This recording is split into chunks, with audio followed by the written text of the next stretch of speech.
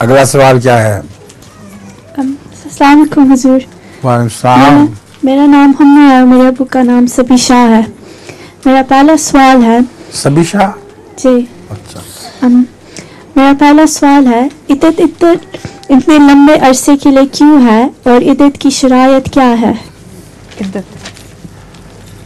इद्दत की शरायत तो यह है कि अगर हमल हुआ हो तो जब तक हमल गिर नहीं जाता, इद्दत बच्चा पैदा नहीं हो जाता, इद्दत जारी रहती है।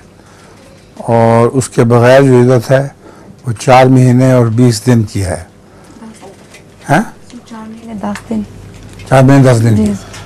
4 महीने 10 दिन की इद्दत है।